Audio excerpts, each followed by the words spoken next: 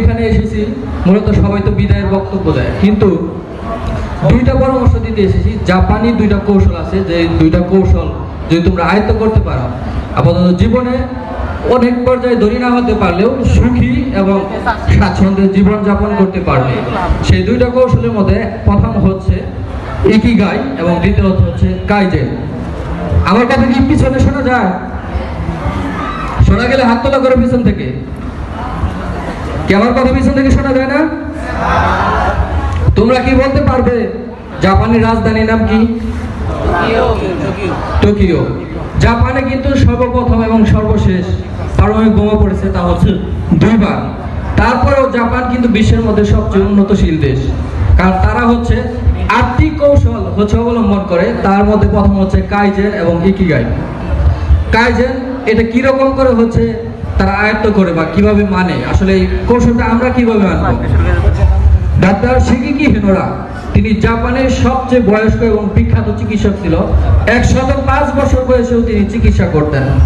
তার কাছে একদিন একটি রোগী এসেছে, তার ওজন দিন দিন বেড়েই যাচ্ছে, কমতেছে না।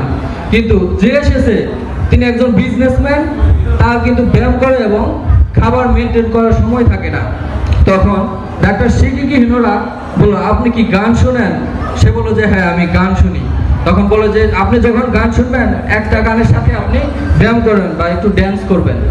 এভাবে 1 সপ্তাহ পর আবার যখন আসছে, ডাক্তার শিগেকি হিনোরা 2টা গান দিছে এবং সেই 2টা গানের সাথে পরবর্তী হচ্ছে ড্যান্স করছে। তখন দেখা গেছে যে 3 মাস পরে সেই রোগীর 3 কেজি ওজন কমছে। ডাক্তার যদি হঠাৎ করে তাকে বলতো যে আপনার দিনে 1.5 ঘন্টা ব্যায়াম করতে হবে এবং আপনাকে ডায়েট করতে হবে, তখন কিন্তু সে সেটা করতে পারতো না। আসলে মানুষের মস্তিষ্কে হঠাৎ চেঞ্জ এটা হয় না, এটা একমাত্র কাইজেন প্রক্রিয়ার মাধ্যমেই হয়। তাছাড়া হচ্ছে ইকিগাই। ইকিগাই শব্দটা এটা এমনভাবে ব্যবহার করা হয়েছে যেটা হচ্ছে পারপাস টু লিভ, যেটার জন্য মানুষ বেঁচে থাকে। আমরা অনেকেই হচ্ছে লেখাপড়া করে যে কোনো একটা পেশায় নিযুক্ত হই, যেটা সরকারি চাকরি হতে পারে, অনেক কিছুই হতে পারে, কিন্তু কাইজেন ইকিগাই প্রক্রিয়াটা এরকম, যেটা তুমি পছন্দ করো সেটাই তোমার প্রফেশনে নেওয়া। যেমন মার্সকো, সে একজন হচ্ছে পেইন্টার, সে এখনো আঁকে। এই বিশ্বে এত দামি দামি প্রযুক্তি মেশিন নামা সত্ত্বেও কিন্তু মার্কোস যখন পেইন্ট করে, তার পেইন্ট সবচেয়ে উন্নত এবং মূল্যবান।